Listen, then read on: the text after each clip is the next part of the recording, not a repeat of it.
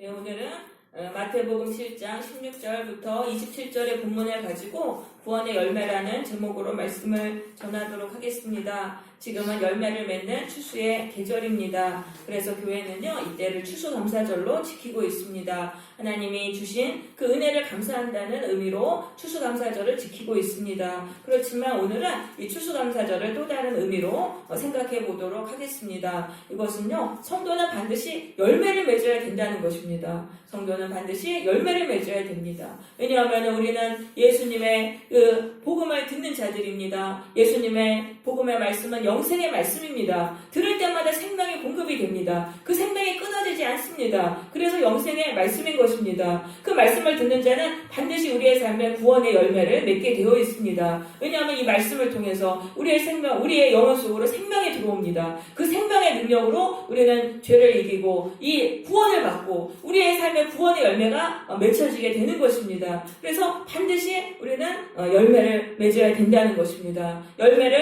그게 예수를 믿는 목적이죠. 예수님을 믿었다면 반드시 구원의 열매를 맺어야 돼요. 구원의 열매는 무엇입니까? 죽은 이후에 천국 가는 거, 그것만을 말하는 게 아닙니다. 내 삶에 있는 저주와 고통에서 풀려나는 것입니다. 내가 그것들을 이길 수 있는 능력과 생명으로 그걸 받아서 나의 삶에 있는 저주와 고통을 내가 극복하고 이겨내고 그렇게 해서 이 복을 누리면서 살아가는 것이 바로 구원의 열매인 것입니다. 이 구원의 열매에 대해서 우리 오늘 생각해 보도록 하겠습니다.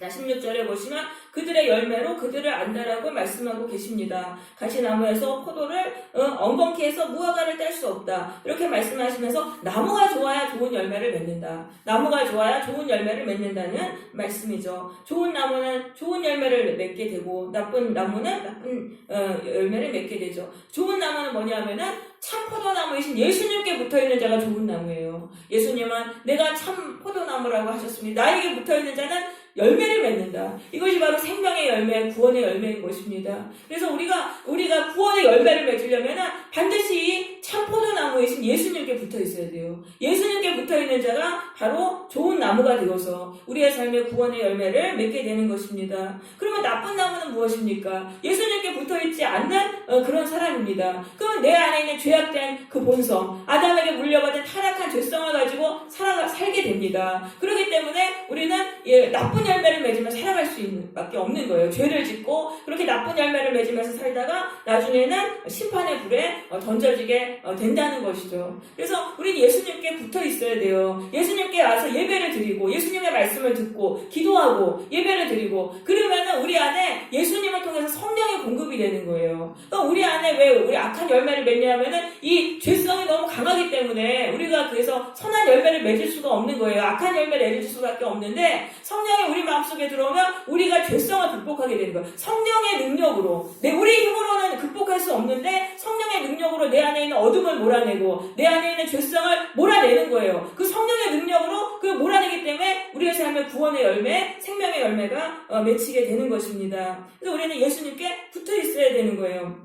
그것에 대해서 갈라디아서 15장 19절은 이렇게 말씀합니다. 육체의 일은 분명하니 곧 음행과 더러운 것과 호색과 우상숭배와 주술과 원수 맺는 것과 분쟁과 시기와 분냄과 당짓는 것과 분열함과 이단과 투기와 술취함과 방탕한 것 같은 것이라고 말씀하고 있습니다. 그래서 우리가 예수님을 믿지 않고 그냥 살잖아요. 그럼 우리 안에 어떤 열매를 맺게 되냐면은 이제 성적인 타락입니다. 그 세 가지의 열거된 이 죄들은 세 가지로 나뉠 수 있습니다. 성적인 타락에 빠집니다. 그 다음에 종교적인 타락에 빠져요. 그래서 하나님이 아닌 다른 것들을 신으로 섬기면서 그것들을 숭배하며 살아가게 되는 것입니다. 그리고 세 번째 죄는 만약 인간관계에서 죄를 지으면서 살아가는 것입니다. 분쟁하고 시기하고 분내고 투기하고 이런 식으로 이렇게 인간관계에서 죄를 지으면서 살아가게 됩니다. 그러면 그 결과 어떻게 되냐면요, 이런 일을 하는 자는 하나님의 나라를 유업으로 받지 못한다고 말하고 있습니다. 하나님의 나라는 바로 구원받은 상태입니다. 기쁨과 생명으로 누리는 상태예요. 에덴 동산에서처럼 살아가는 그런 기쁨의 삶입니다. 그런 인생이 깨진다는 거예요. 왜냐하면 우리 안에 죄가 들어오면은요, 반드시 이 죄는 하나님의 나라를 깨게 돼 있어요. 아담과 하와가 에덴 동산에서 쫓겨났던 게 그 죄를 지었기 때문에 죄가 들어오면서 깨진 거죠. 그래서 우리가 그냥 살면은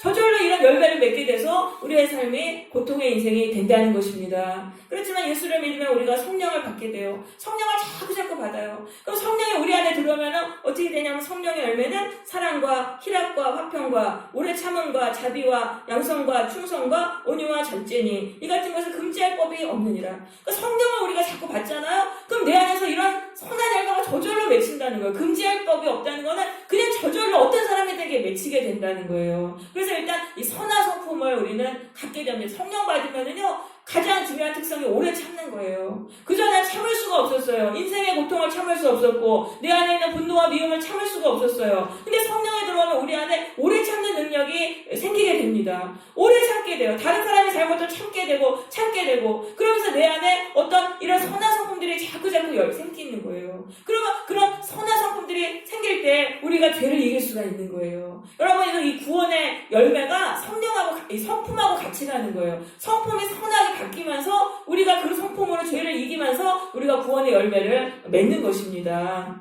그래서 우리가 예수님께 우리가 붙어 있어야 돼요. 붙어 있고 예수님의 능력으로만 이 죄성을 극복할 수가 있다는 걸 우리는 믿고 예수의 능력으로 성령을 받아서 죄를 이기고 우리가 구원의 열매를 맺어야 되는 거예요.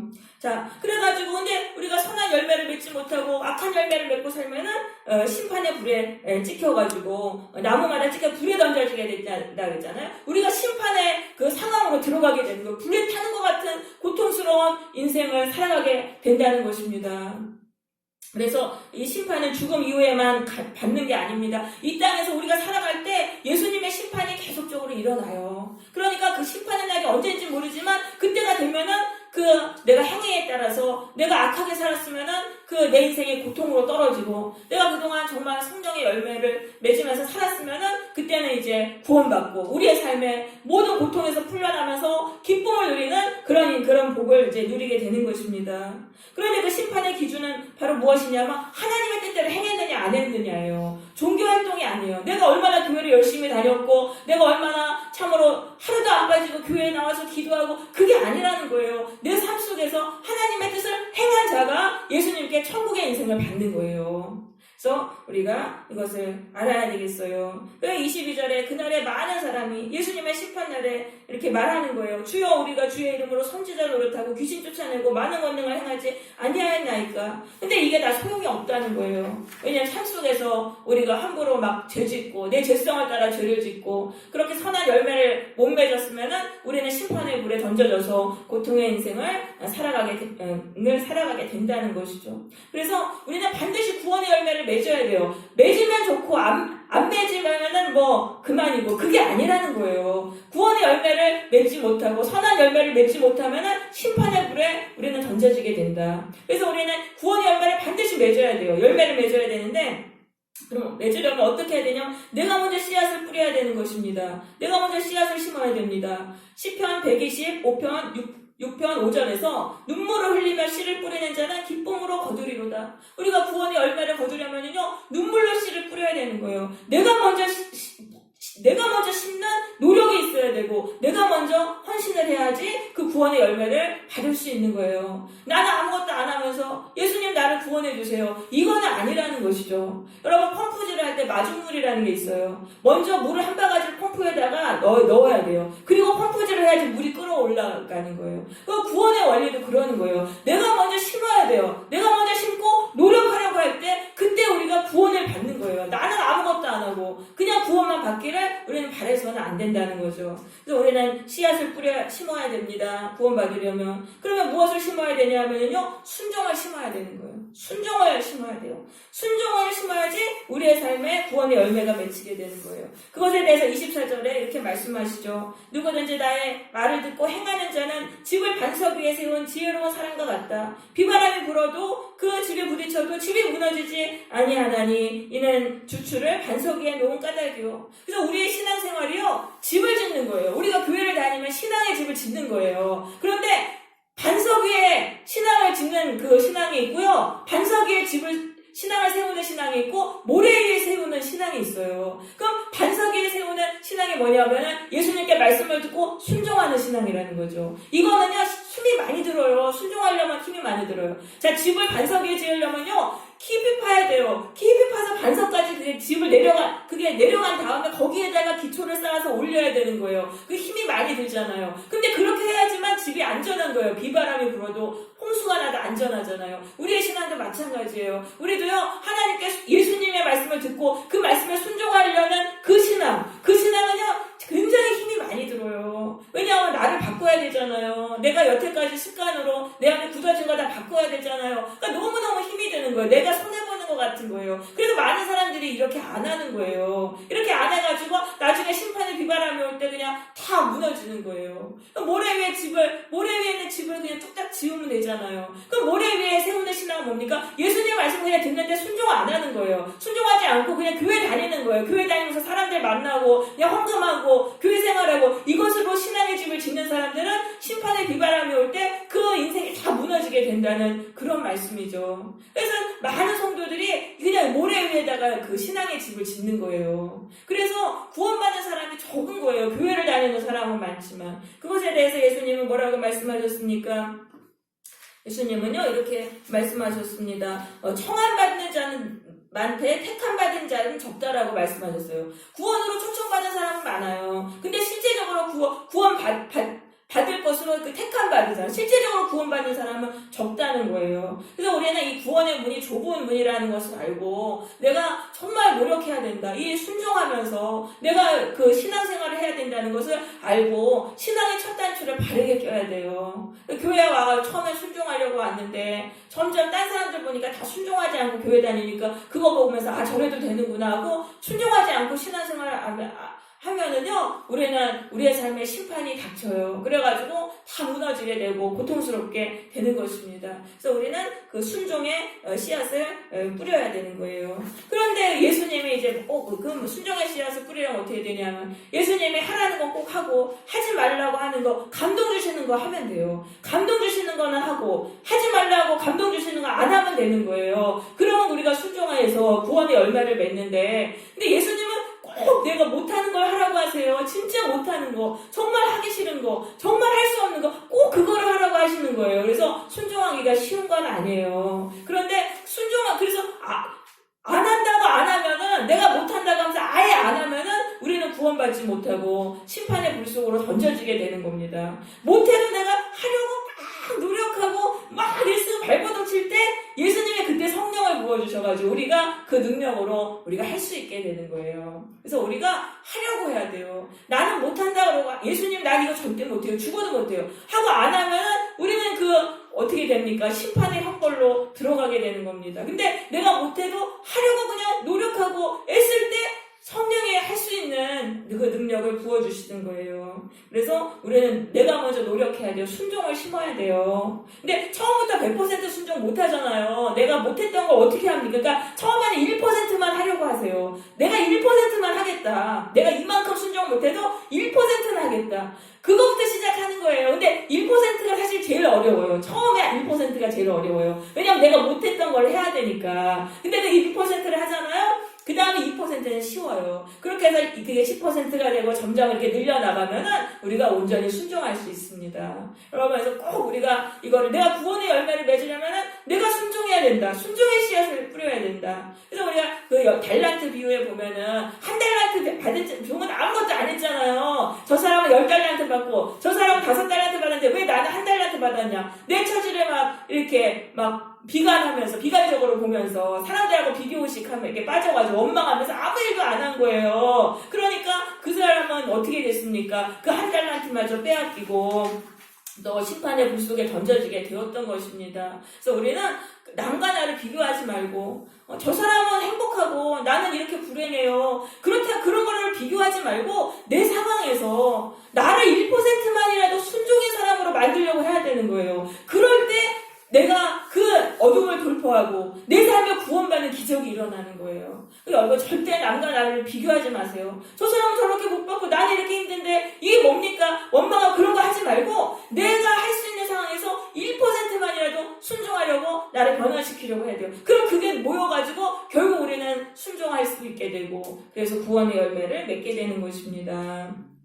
두 번째, 우리가 구원의 열매를 맺으려면요, 물질을 심어야 되는 거예요. 물질을 심어야지 구원의 열매를 맺습니다. 누가복음 18장 18절에 보면은요, 한 관리는 지도자예요. 젊은 사람이에요. 이 사람이 부자 관리가 예수님을 찾아왔어요. 근데 재산이 되게 많았고요. 마태복음의 19장에 보면 청년이라고 돼 있어요. 젊은 나이에 성공한 거예요. 젊은 나이에 지도자의 위치까지 올라가고 많은 또 재산까지도 가진 사람이에요. 그러니까 성공한 사람이죠. 근데 이 사람이 예수님을 찾아와요. 선생이요, 내가 구원받으려면, 영생을 얻으려면 어떻게 해야 되겠습니까? 그러니까 영생이라는 건 내가 구원받으려면 어떻게 해야 되겠냐. 이 사람은 전혀 행복하지 않은 거예요. 젊은 나이에 성공을 이뤘습니다. 돈이 많아졌습니다. 높은 지위에 올랐습니다. 그런데도 그의 삶은 행복하지 않았어요. 왜냐하면은 어떤 무슨 일이 계기인지 모르지만 이 사람은요, 온갖 정신적인 고통을 당하게 됐어요. 어떤 낙심과 우울증과 강박증과 여러 가지 정신적인 문제가 이 사람을 괴롭혔어요. 그러니까 우리가 이 영적인 세계가 있다는 걸 알아야 돼요. 우리가 아무리 이 세상의 관점으로 봤을 때 문제가 없는 것 같아도 영적인 공격을 당하면은 인생은 불행할 수밖에 없는 거예요. 이 악한 영을 물리칠 수 있는 그런 생명을 받아야 되는 거예요. 그래야지 우리가 인생에 행복할 수 있는 거예요. 돈과 건강과 성공만으로 행복할 수 있는 게 아니야. 악한 영을 우리가 물리칠 수 있는 그런 능력이 있어야 되는 거예요. 그런데 이 사람은 아무튼 악한 영들에게 많이 공격을 받아 정신적으로 너무 힘들었는지 아무튼 예수님께 찾아와서 내가 구원받으려면 어떻게 해야 되냐고 여쭤본 거예요. 그랬는데 이 사람은요, 10계명도 다 잘 지킨 사람이에요. 하나님도 열심히 섬긴 사람이에요. 근데 왜 이 사람이 이렇게 고통 가운데 빠졌습니까? 이 사람이요, 문제가 하나 있어요. 뭐냐면요, 이 사람은요, 재물을 자기를 위해 쌓은 사람이에요. 하나님을 위해서 재물을 바치지 않고 자신을 위해서 재물을 쌓았던 거예요. 그래서 그 틈을 노리고 악한 영이들이 이 사람을 공격해가지고 이 사람이 그렇게 불행한 인생이 되었던 것입니다. 그래서 예수님이 딱 보니까 이 사람은 물질 문제구나. 물질을 자기를 위해서 쌓아가지고 이렇게 고통스럽게 됐구나. 그걸 아시고 이 부자 관리에게 이렇게 말씀하세요. 너에게 있는 걸 다 팔아서 가난한 자에게 나눠주라. 그러면 하늘에서 내게 보화가 있으리라 라고 말씀하세요. 그러면서 그 뒤에서 뭐라고 말씀하시냐면 하나님의 나라를 위해서 재산을 버리고 또 부모와 그 아내와 그런 것들을 형제나 자녀를 버린 자는 현세에 여러 배를 받고 내세의 영생을 받지 못할 자가 없느니라 라고 말씀하세요. 그러니까 하나님께 재산을 바치라는 거예요. 가난한 사람을 위해서 재산을 쓰라는 거예요. 그럼 하나님이 몇 배를 주신다는 거예요. 그 재산을 몇 배로 주시고 영생까지 주신다는 거예요. 구원까지 주신다는 거예요. 그러니까 이게 얼마나 이게 손해보는 일이 절대 아니잖아요. 그런데 이 부자 청년이 그걸 하지 못하고 근심하면서 돌아갑니다. 그러니까 물질을 포기하지 못한 거예요. 이 사람은 종교적으로 하나님 열심히 섬겼어요. 하지만은 돈을 포기할 수는 없었던 거예요. 그래서 이 사람은 구원받지 못한 거죠. 그렇지만 삭개오는 어떻게 됐습니까? 삭개오는 자기에 있는 그 재산을 팔아서 가난한 사람들 줬잖아요. 그래서 이 사람은 구원을 받은 거예요.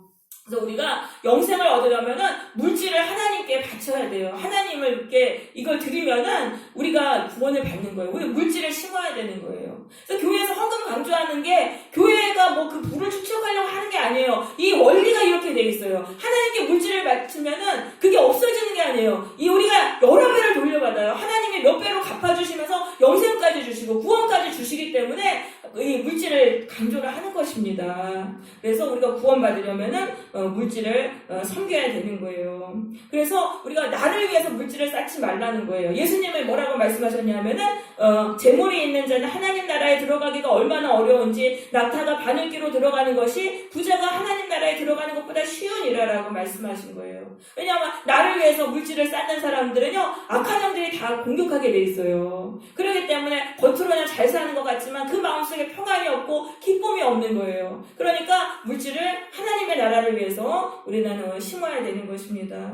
그러면은요, 그 물질이 없어지지 않아요. 몇 배로 돌아옵니다. 여러분, 한 소년이 오병이어를 드렸어요. 그것이 수천 명을 먹이는 그런 기적을 이루지 않았습니까? 그리고 사르밧 과부가 엘리야에게 마지막 양식을 줬는데 그게 없어지지 않고 끊어지지 않고 하나님은 계속 채워주시지 않았습니까? 그러니까 물질을 아까워하지 마세요. 나에게 있는 거를 떼어서 하나님께 드리세요. 하나님 나라를 위해 드리고 가난한 자들을 위해서 드리세요. 그러면은 그 물질이 끊임없이 우리에게 채워져요. 그뿐만 아니라 나를 괴롭히는 이 정신적인 문제들, 영적인 문제들도요, 다 떠나가요. 왜냐하면 이게 하나님의 나라의 물질을 사용하면 너무 기쁜 거예요. 우리의 영혼에 기쁨이 오고 참 생명이 넘치는 거예요. 그러니까 살아가는 게 너무너무 기쁜 거예요. 그래서 우리가 정신적으로 힘들었던 부분이 사라지는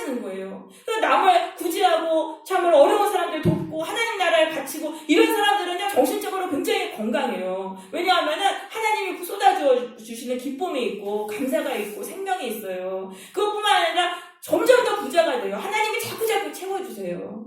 그래서 우리는 물질을 심어야 된다는 거 우리는 이거 말씀드렸습니다. 그래서 우리가 내가 부가 있다면 재산이 있다면 하나님이 나에게 축복해 주신 거잖아요. 그러니까 하나님께 돌려드리고 돈이 없어도 가난해도 또 해야 돼요. 그래야지 하나님께 바쳐야지 하나님이 축복해 주셔서 풍성하게 되는 거예요.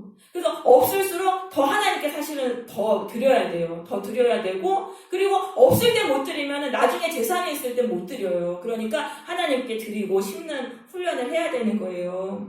그리고 세 번째, 우리가 구원의 열매를 맺으려면 우리 영혼에 예수님의 말씀을 심어야 돼요. 예수님의 말씀이 우리에게 영생을 주고 생명을 주고 계속해서 생명을 주셔서 우리를 구원하시는 생명의 말씀이에요. 그래서 말씀을 많이 들으세요. 말씀을 읽고 또 설교도 많이 들으세요. 설교도 정말 내가 뭘 배우려는 마음으로 정말로 내가 정말 하나님 말씀 들으려는 마음으로 들으면 거기서도 얼마나 많은 그 영적인 생명들이 나에게 들어오는지 모릅니다. 여러분 말씀을 꼭 많이 들으시고 예수님의 말씀을 들으시고 듣는 동시에 우리는 사탄의 가라지를 막아야 돼요. 그러면 우리가 사탄도 우리의 마음속에 가라지를 뿌리는 거예요. 이 가라지를 심어가지고 예수님의 말씀이 우리 안에서 구원의 열매를 맺지 못하도록 다 말씀을 잡아먹어버려요. 그러면 이 사탄의 가라지는 뭐냐면 세상을 섬겨라, 네 자신을 섬겨라, 이런 메시지가 다 사탄의 가라지예요. 사탄의 가라지는 미디어를 통해 우리 가운데 들어오는 것입니다. 그래서 우리가 이 세상 미디어를 차단을 해야 돼요. 세상 미디어를 차단을 하고 되도록이면 그런 거 듣지 말고 하나님의 말씀, 예수의 말씀을 자꾸 들을 때 우리의 마음속에 구원의 열매가 맺히는 것입니다.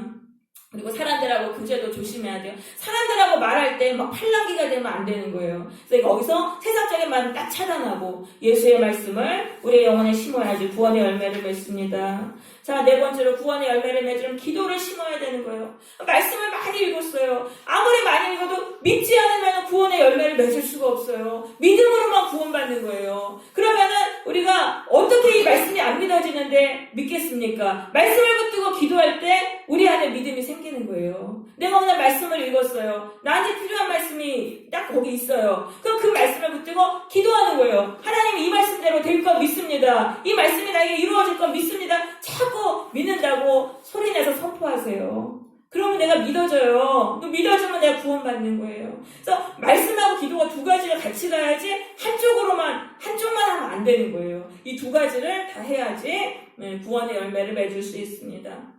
네, 다섯 번째, 구원의 열매를 맺으려면 감사를 심어야 돼요. 시편 50편 23절 주보에 있습니다. 감사로 제사를 드리는 자가 나를 영화롭게 하나니 그의 행위를 옳게 하는 자에게 내가 하나님의 구원을 보이리라. 자, 감사로 제사를 드릴 때 하나님이 우리에게 구원의 열매를 주시는 것입니다. 감사로 제사를 드린다는 건 뭐냐면요, 제사는 나를 죽이는 거예요. 원망하는 나를 죽이는 거예요. 원망하고 불평하는 나를 죽이는 거예요. 나를 죽여야지만 감사할 수 있어요. 그래서 그렇게 여러분 원망이 올 때 나를 그냥 확 죽여버리세요. 그 원망하는 거를 절대 이렇게 드러내지 말고 바깥으로 표현하지 말고 원망하고 불평하려는 나를 확 그냥 죽여버리시고 그냥 무조건 감사하세요. 그럴 때 우리의 삶에 구원이 오는 거예요.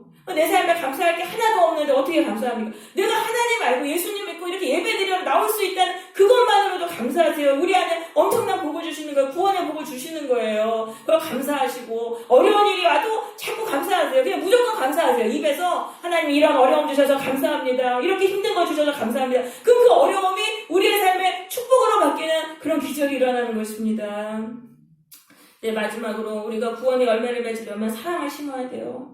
우리가요, 이 인간관계가 굉장히 중요해요. 우리가 인생에 행복하려면요, 나와 함께 마음을 나눌 사람이 있어야 돼요. 그런 사람이 없으면 인생은 불행한 거예요. 그러니까 그러려면 그런 인간관계를 만들려면 내가 먼저 심어야 된다는 거예요. 내가 먼저 사랑을 심고 내가 먼저 용서할 수 없어도 용서하고 내가 먼저 다른 사람 허물이 있어도 그 사람을 내가 먼저 용납하고 이런 노력을 해야 돼요. 이런 사랑을 심어야지만 내가 진실한 인간관계를 할 수가 있는 거예요. 그래서 우리는 사랑을 우리가 심어야 되는 거예요. 여러분, 우리 내 옆에 있는 사람들이 굉장히 소중한 사람입니다. 가족에 있던 직장인 사람인데 그 사람들을 통해 우리는 복을 받는 거예요. 내가 훈련받는 거예요. 그 사람이 악하고 못된 사람일 수 있어요. 하지만 그 사람을 내가 계속 용납하려고 하고 사랑하려고 하고 노력하고 오늘도 그렇게 사랑을 심으면서 살 때 내가 훈련받는 거예요. 그래서 내가 좋은 사람이 돼요. 내 안에 나쁜 것들이 다 거기서 녹아지고 좋은 사람으로 성품이 좋은 사람이 돼가지고 나에게 정말 진실한 사람들이 붙어요. 그래가지고 우리는 복을 받는 것입니다. 그래서 우리는 오늘 하루도 내가 만난 사람을 정말 귀하게 여기시고 그 사람을 정죄하거나 그 사람한테 화풀이하거나 미워하고 원망하는 걸 다 내려놓고 그 사람을 용납하고 사랑하기 위해서 사랑의 씨앗을 뿌리시기 바랍니다. 그러면은 우리의 삶에 풍성한 구원의 열매로 우리에게 돌아오게 될 것입니다. 우리 2020년을 시작한 지 엊그제 같은데 벌써 한 달 정도만 남았습니다. 오늘 나는 얼마만큼 구원의 열매를 맺었는지를 생각해 보아야 할 것입니다. 내가 올해를 시작하기 전보다 내가 정말로 내 삶의 구원의 열매가 좀 맺혔다면 나는 올해 제대로 예수님을 믿은 거예요. 그런데 그게 아니고 더 고통 가운데로 떨어졌다. 이건 내가 제대로 지금 믿음의 씨앗을 뿌리지 않은 거예요. 그래서 지금 남은 이번 한 달만이라도 이 6가지 씨앗을 심는 것을 우리가 열심히 하시기를 바랍니다.